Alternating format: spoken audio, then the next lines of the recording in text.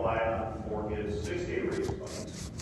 And for his Paramounts was Abel Wasson, now Emo, came over to this country as an experienced builder, and he started building probably around 1900. So you're getting close to 1940. He's been at this for almost 40 years. His son Oscar was just getting into the business, and they started building Paramounts. And over the course of, I guess I would say about 4 years up until World War II started, they built about 800-900 Paramounts, which was really an impressive number of custom bikes of the day. Overall, however, this program was a flop because it wasn't anywhere near the kind of mass market bike that my grandfather built. And as we are celebrating now, we're kind of celebrating a bit of a failure. You can see there were the Waldauers across got off. In fact, we had a couple of generations of Waldauers ridden on Paramounts through the years. You can see examples of the lug work here.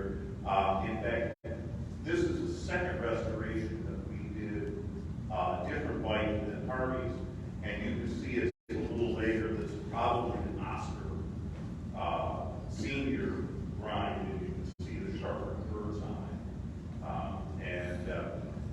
Paramount sort of, even though Paramount ultimately took over the signature black caps you see on the left, and they refined through the years.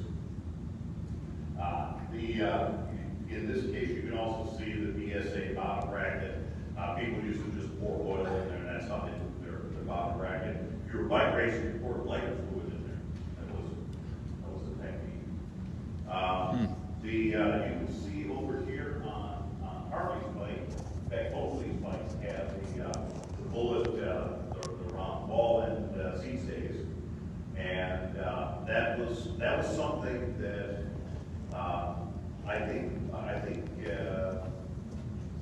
Remember if it looks like both of them. I think the Wassons moved away from it later. I think that was an earlier type of feature that they had. And once the war ended, the whole world ended in terms of race bikes, and the whole racing scene. You know, if you were a 6-day racer in the 1930s, you were about as well known as Babe Ruth. And you were making as much money as Babe Ruth.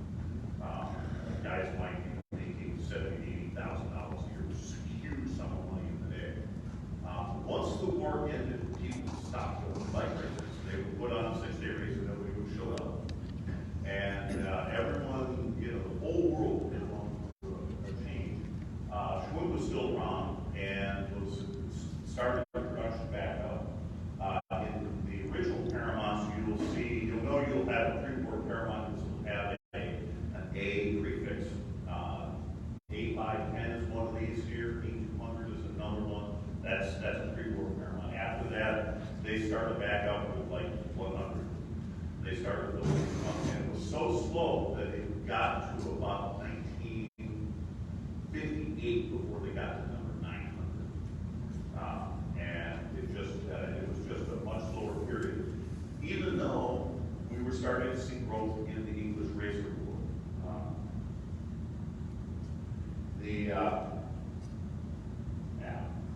This is Oscar Wasson Sr. I did talk to the Wasson. I was going to talk to Scott Wasson. Unfortunately, they couldn't come to that. I would love for them to join us here because Scott in particular has done an enormous amount of history in the Wasson family. And that connection is pretty significant because the Wassons were not only bike builders, but they were also bicycle shop. So they had a relationship that went above and beyond that, the sort of vendor relationship. But that's a picture of Oscar. Not a lot of them around, by the way. Another guy who's pretty notorious is our Fred Tedder, who is still alive and kicking, and he would make the move to California. This might even be his dad. dad was a bike racer, and then Ted also became a bike racer. But Ted moved to California and became a bike dealer and a notorious cultural figure that good friends through the years. Schwinn dominated racing with the Paramounts and was still pretty much that same technology from 3-4, slightly updated, not a whole lot. This is from the 1952, I guess, Olympic teams. There were relatively few changes. They did lock in, they still use the keyhole lugs, and I don't know, I think they did have a picture that shows keyhole lugs. You can see that, you can see what they did is they cut a keyhole into the lug, and it started out as a raw piece of pipe. And the reason they cut a hole in there is just to keep the stress riser from happening. It was a structural program. When you get later and you take a look at the Durvex lugs, you will see the little hole that's left over from the keyhole. This is an example of a tourist bike. We have an actual tourist bike over here, which is really terrific, and it's a terrific example of a bike that, again, was the dream machine of the day. And in fact, I think, yes, what happened is we started to see the Durvex lugs. This is a Durvex series of Leger lugs, and they were used on the tourist bikes. They were a little fancier. This is one of my grandfather's old bikes, and nice pinstriping job, and you can see that lots of windows, decorative stuff along those lines. What happened, the big transition from Paramount, kind of what moved Paramount to the next stage, was a gentleman by the name of Keith Kingbase. And how many people know about Keith? Few people. Keith was a bike racer from Kenosha. He was also a bike advocate, and he not only supported bike racing as an activity, but tried to get people to be much more enthusiastic about bikes, because most people who bought bikes, adults who bought bikes, rode them for 2 or 3 miles, came home. That's it. And you had a very minuscule number of people who actually rode distances. And of course, he loved riding. He was in southern Wisconsin, as you just have endless farm roads to enjoy, and he did them all. And he got old, and he was given responsibility for the Paramount car. What he did is the first thing he did is he wanted to take control of the Paramounts from the Wassons. And he felt that Schwinn needed to make it in-house, they needed to do it the Schwinn way, however that needed to happen. And so that began what we call the golden era. And this is the Paramount, in fact, that's a 60, like a 64 Paramount. But this is when we got the Durvex lugs, the classic lugs of the day. And that was probably, ultimately, from 59 to 79, is considered the golden age. These are the 3 key people who were part of putting the Paramount together. On the left is Joe Magnani, and Joe did the assembly work. In the middle is Spike Shannon. Spike Shannon was a bike racer who was an engineer. And on the right is Frank Greco. Frank Greco was the brazier.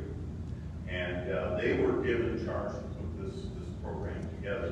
And the person that's missing is Frank. How many people know about Frank Orlando? He was sort of a big engineer. His father worked at the factory in pinstriping. So he was the original pinstriper of, that Paramount that you saw. That was probably Frank Sr.'s handiwork. This group really set Paramount apart, and of course they benefited from all the technology that we're celebrating here. The Relics, for example, drop bars and everything else like that. They went through a couple of styling changes. You can see the Paramount decals Freeport 58 there. They tried this out, and the reason this decal exists is because Schwinn had a relationship that might have flowered, but they had a relationship with the Disney organization. And so that's the same script as you had on the Disneyland Hotel in Southern California. And they were just really excited about that. Unfortunately, the customers weren't, so they finally went to the style that you see here, and that's sort of the classic styling that went on for 20 years plus. There have been a few changes through the years on the seat lugs, but the basic that's a basic layout. Frank got promoted to supervisor, and then we had Wanda Louise. I couldn't find a picture of Wanda, and she was a piece of work. Louise taught me. I spent a fall in the Paramount department, so she taught me how to not work tools. And a sweet old lady, and she probably cooked more Paramounts than anybody around. Once you got to 1973, you now started to see the maturing of the Paramount. First thing that happened is you don't see the Olympic rings on it anymore, and that's because you had this, Schwinn was unwilling to spend the kind of money on Olympic sponsorship that the U.S. needed, so they had to come off. It still had its world championships, because it still had its world champions, and they tried this, the curved seat tube. Unfortunately, the curved seat tube is heavier than a Reynolds 531 seat tube, and as a result, the racers didn't use it. It would have been really helpful for racers riding at Prince because it was a way that you could get an even tighter wheelbase.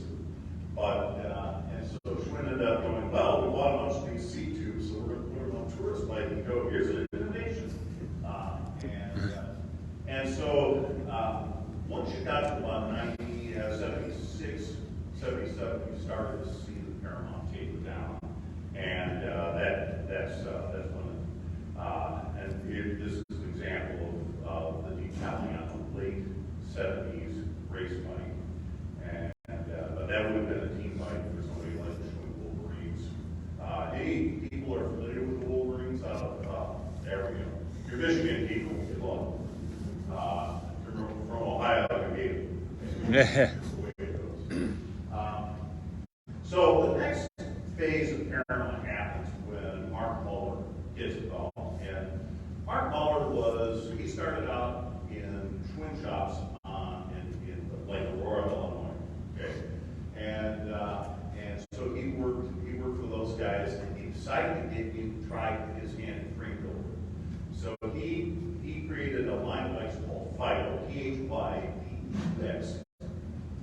Never a branding genius, but his bikes were good. He worked with Serrata and trying to think one of the guy out of Seattle, Bill Match. Davidson. Davidson. And they would go in and try to get Italian tubes, which were not available in the country, and they would get loads of race people so that they could build some bikes. And so he started working more in there, and he also became very critical of the Paramount because the Paramount just became more and more conservative over time, and it was just coming to the end of its life. So in 1979, my brother decided, he said, look, if the Paramount isn't going to be the leading bike of this day, then we're going to shut this down and we're going to start from scratch. And so the factories shut down, and they decided Mark was asked to build a few experimental bikes, and in about 1981, he was put in charge of putting together the factory that was established in Waterford, Wisconsin. We're still there, and that is 40 some odd years later. So glad we're doing it. This is an example of the Ginelli bottom bracket that they was just a lovely bottom bracket, one of their better pieces of work, and that was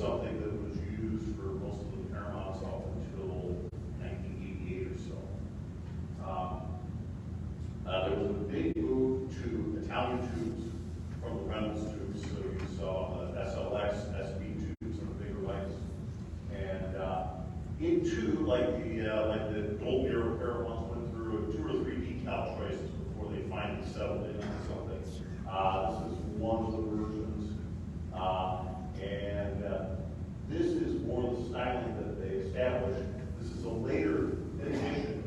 Actually, the classic styling is shown right down here. This is the 50th anniversary Paramount in Firewall Red, and that's the classic decal of that particular day.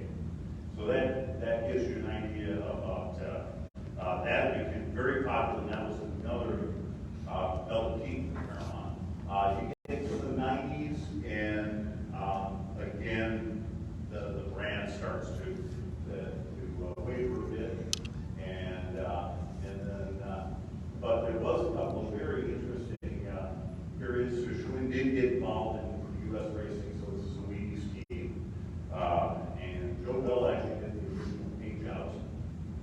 Figured out how to do them, but and then this is the 50th anniversary bike, which was probably the peak of that era, and one of the last innovations, and the Paramount Design Group had a number of innovations that applied not only to the Paramounts, but also to other bikes, things like vertical drop mounts and single bend chainstays and other things like that that became the standard in the mountain bike world, for example, and all the road bike world. And then this is also West tubing, so it's experimenting with bigger tubes, and this is also a very successful model. In fact, this is the tubes that the tube dimensions that we use at Waterford and actually still use today on station. So we started actually our first prototype mountain bike was late 1979, by the way, and Schwinn got into the mountain bike market starting in 1981, and so it was actually really big in there, and it's outsold. Its mountain bikes outsold everyone else's by about 4 to 1 when you get to the late 80s. But of course, there was a flood afterwards, and so the world ended up changing. So there was a period where we had super wild paint jobs, which is actually one of the reasons we do so many repaints of bikes in that era. And a lot of interesting styles and a lot of interesting years. One of the things that Schwinn did at the very end is it said, well, and this was the dealers asking for, they wanted to have an alternative brand.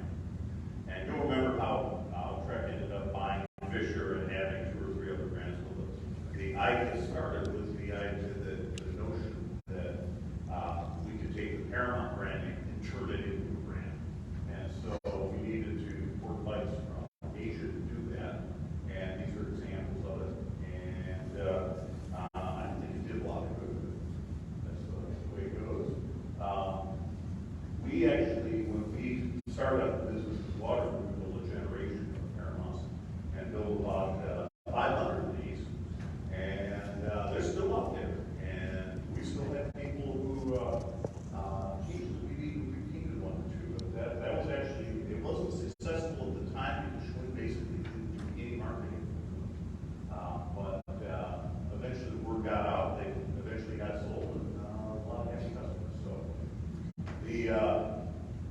in the late 1990s, Schwinn, the new owners of Schwinn at the time hooked up with Tim Isaac, and he built a factory in Washington, and hired a couple of good builders, and Tim has his own reputation. And they were going to build lug bikes and go head to head with us. It was not a good move because we were less expensive. They're building a branding. And then they found Ben Serrata, and he ended up building some titanium bikes for them. And that program collapsed with the second collapse. But I think it's a great style. And they were actually really nice bikes. We did a couple of 70th anniversary bikes, and then we also did a 75th anniversary bike set. These are very small numbers. So right now, the Paramount brand is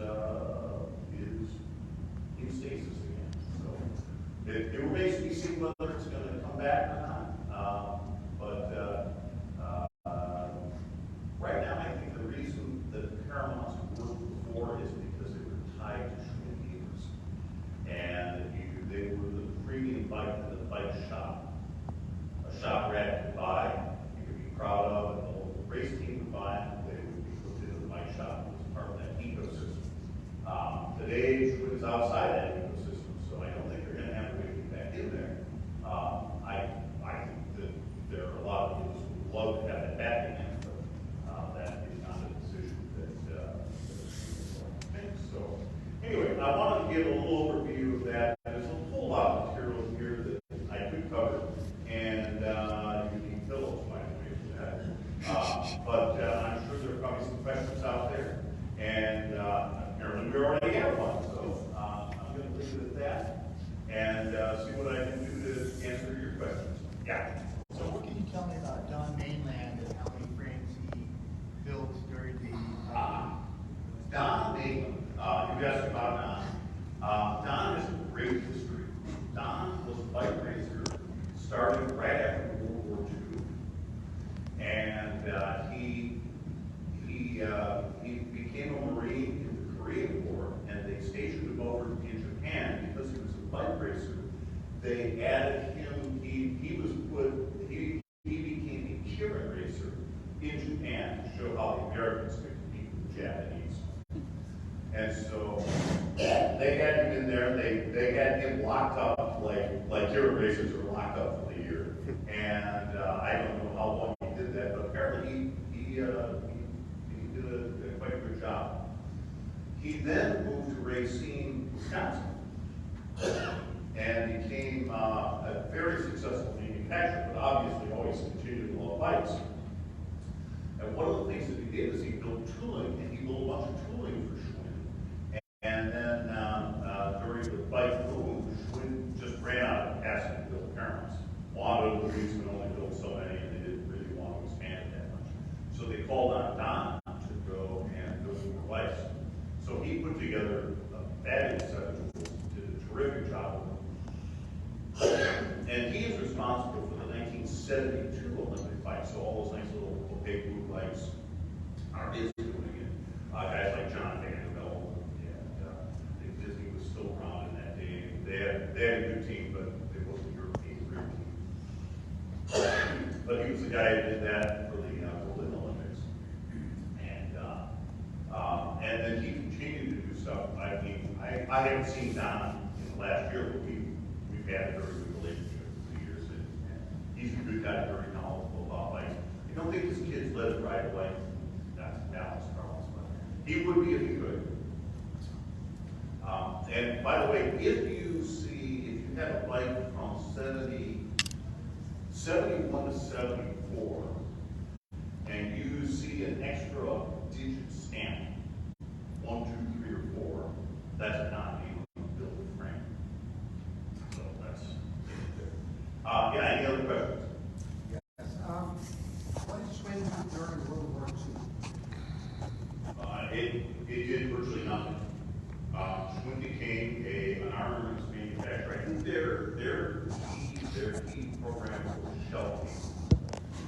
What happened in 1938? They had a recession, and my grandfather begged money from his father, who still had some money left, and so what he did is he took money and put it into the business, and with that money they bought these precision screw machines. How many people here have seen a Schwinn 50 yearbook?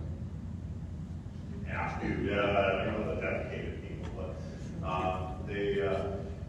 one of these days, if you really want to study American frame building, that book has a few kids in it. But one of the things they did is they bought these wonderful high quality machining, these high quality machining tools. They also built that built 10 billion twin bar cities, silver bikes, and so the government saw this stuff and said, oh well, guess what? You're not building bikes for the next 4 years.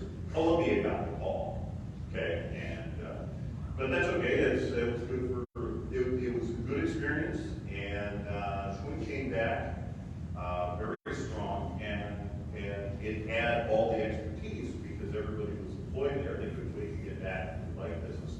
I can remember going through some old correspondence after the war, and it's like, oh, well, we need to wake up this supplier. Oh, they're in England. Oh, their factory got bombed.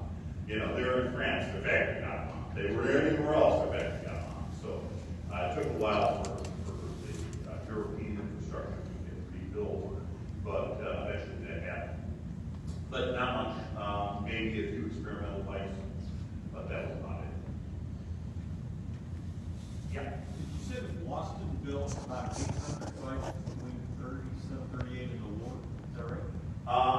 yeah, and that's based on the serial, the biggest serial number I've seen today. And you know, I should probably take that back. It's probably, you're probably missing, you had to have at least, some digits you had to give up. I think the first 100, they started at A100. Yeah, A1. Not that I know. Yeah. In particular, the Paramount gained any traction in Europe and Asia? No, Schwinn never tried to export it. And it never tried because he had this state, the whole notion of the Schwinn Paramount. It was, and this is actually one of the things that my grandfather did. He took over the business. He built this business with middleweight bikes. This recession came along, and he realized something, that as soon as you came up with some innovation, everybody else was going to copy it. And this is a generic business. And so what he did is he turned his attention into marketing and in distribution. And probably the big thing that he did, and I've got documents that he wrote, his strategic planning documents of the day, where he's going, oh, this is how the bike business is structured. You've got mass merchants over here. You've got these suppliers that dominate an area. I mean, there was a Shimano in the day, okay, and so you were subject to the whims of those guys. And you had the wholesalers. The wholesalers were the people who dealt with the lowly bike dealer, is what he referred to them as, and they were usually trapped in. And if they got into financial trouble, they could strangle them by holding back supply, or they could dump their excess merchandise on them and then keep them dead. And they would, it just played all sorts of games. Because, the problem is that you've got to be thinking a little bit about servicing bikes. Because if we could find a way to work with those dealers and cut out the wholesalers, maybe you could have a program. And so the real revolution for Schwinn started, and the reason that we know about it that has as much pain as it has to do with distribution, way more than profit. You can go back, if you go to a middleweight, if we were talking about middleweight bikes, cruiser bikes and things like that, the Black Hand would be like an Asperus over in the corner. There were so many fabulous bikes. Sears, Hobby built some wonderful bikes of the day, but they were stuck with the mass distribution. What Schwinn did is they said, well, okay, we're going to make deals with wholesalers. We'll give them a sales commission for servicing the account. We're going to ship the bikes direct to the account. The wholesaler is only going to get a commission margin if they get a better margin if they want to store some bikes. But it's not going to be a great margin. It's going to be kind of a service program. But so what they did is Schwinn developed a cost structure that was way more efficient than using a two-step distribution to get from Schwinn to the dealer. The second thing they did is they started to get into franchising. And franchising is, we're going to let you use our name. And you're going to buy a lot of bikes from us. And we're going to be able to make, we'll help you build a success model. We'll start giving you infrastructure that does this. And here's a great sign you can put on the door. And if you need a name for the store, you can call it Schwinn Bikes Meets Lansing Vision. You can call it Schwinn Bikes of, anywhere, and all of a sudden the Schwinn name is out there. Now remember, at this time, the only other people selling bikes in this country are basically the mass merchants. Now the way the mass merchants work is they don't want to have somebody's brand. They don't want to care about whether a bike is branded Schwinn or Sears or anything else. They care about that it's Walmart that they're buying from, or it's Target, or it's Montgomery Ward, or it's Sears. And so that's the way they approach the whole world. And so by the time you get to the 60s, you've got Schwinn stores everywhere, and you've got nobody else in the world advertising. So nothing else exists. So share of mind, Schwinn owned the world. Share of market, about 8%.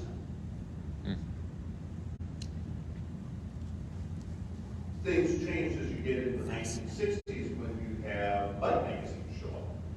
Because bike magazines, they want to have a lot of brands. They don't want to have, there's no news if the only good brand is Schwinn. You're not going to sell a lot of magazines doing that. So all of a sudden, you have all sorts of new brand names promoted because no one knows about them.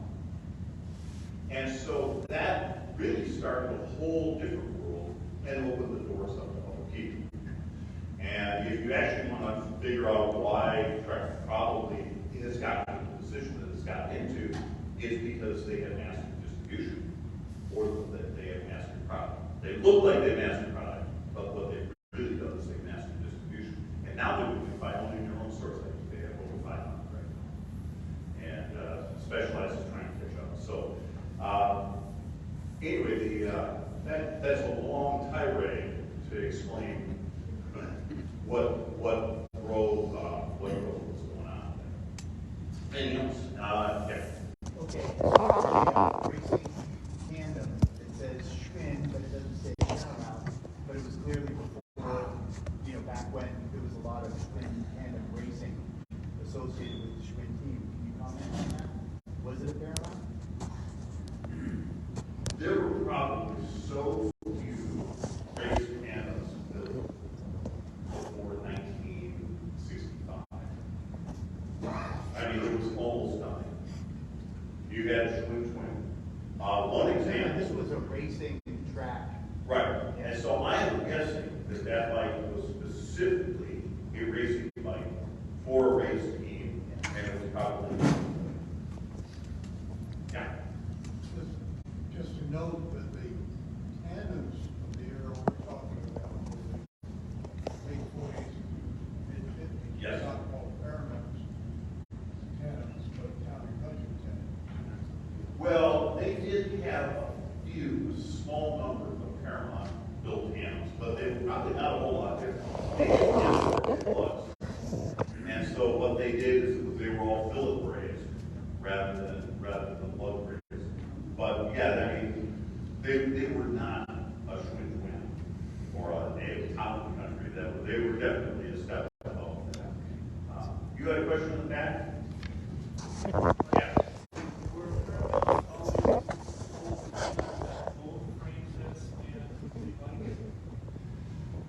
Paramounts were, I don't know if you could, I think it was most of the period you bought a complete bike. It was pretty much a complete bike up until the 1980s. And in the 1980s, it started off with when Mark Muller took over and was really getting the Paramount Elite program together, what Schwinn said is, anything you want, and it's $3,000. So most people chose Candy because that was the conservative, expensive choice of the day. But an increasing number of people were getting Shimano stuff. As we get into the late 80s, the share of bikes that was bought as a frame set probably went up. And I would say, and then, toward the late 80s, they were sold as kits. And that was it. I think in the 1970s, you pretty much, I would say it'd be rare for you not to get a complete bike. Yeah.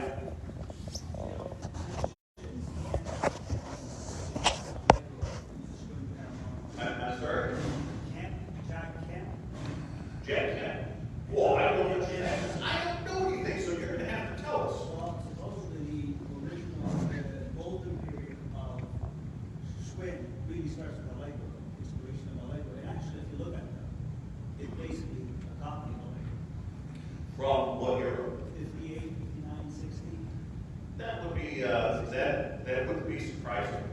I mean, but remember, a lot of the bikes of that period were, the Durbex lugs, Reynolds 531 tubing was dominating, and Candy dropouts were dominating the bike. But basically, the finish of the dropouts is basically Lego. Okay. And then it changes.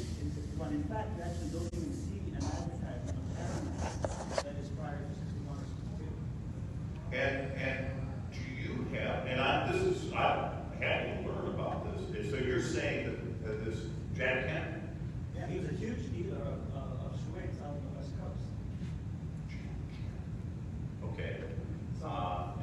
then And he's the probably. other thing is, I'm sure even the beginning of the Schwinn Paramount, they were frame sets, so. I don't know about the deal dates back now, but that doesn't mean it doesn't exist, because if you're talking. As far as that. What's that?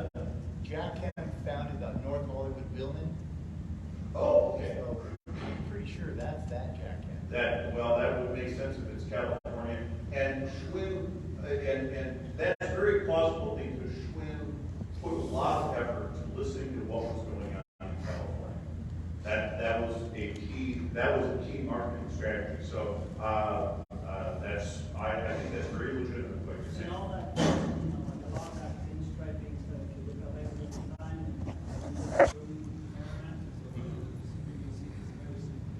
Yeah, well, and we look at the Paramount pinstriping of the 60s being very distinctive from what you might find on the British bikes. The French bikes, they would take the pinstripe and they would just follow the lug itself. And if you look at most Raleighs, if there was a blip in the brazing, they just went right over the blip. They were just covering it up.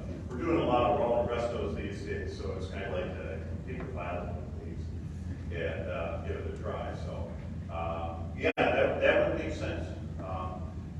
You had your hand up first. How many pinstripes how many pinstripes actually equal were pinstripes? I doubt that you had one at the time. It was a really specialized sport, a specialized activity. And the first one was Frank Orlando's dad. And they probably all smoked and didn't have too much pain, so they died young. Okay? And then there was a guy named Bill Smith.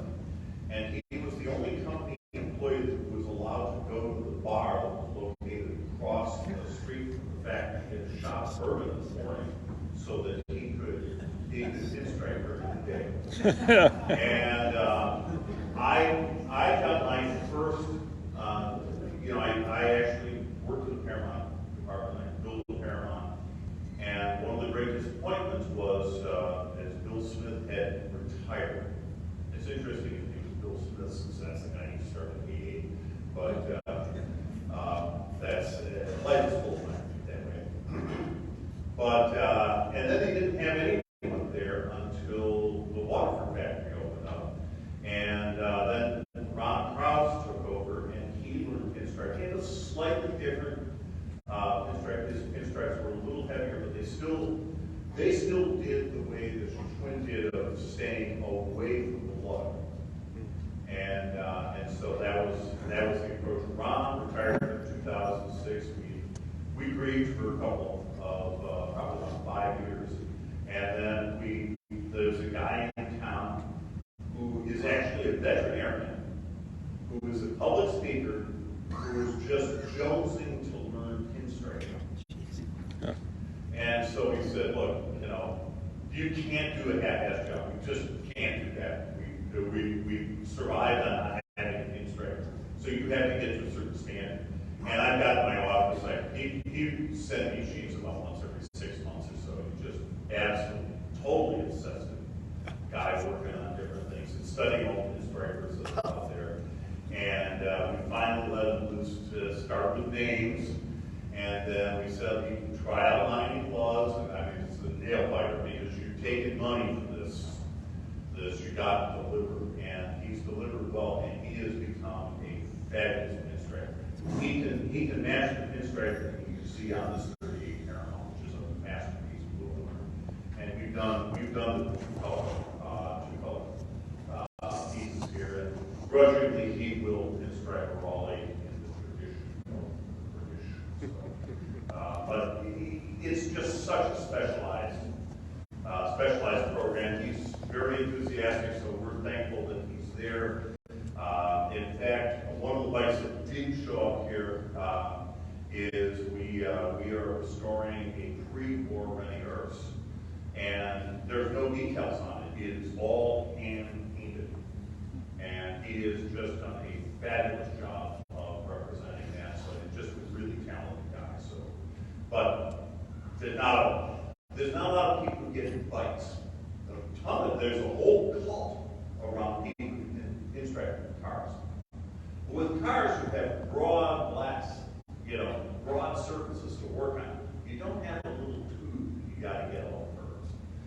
So you don't have a little lug and knowing that somebody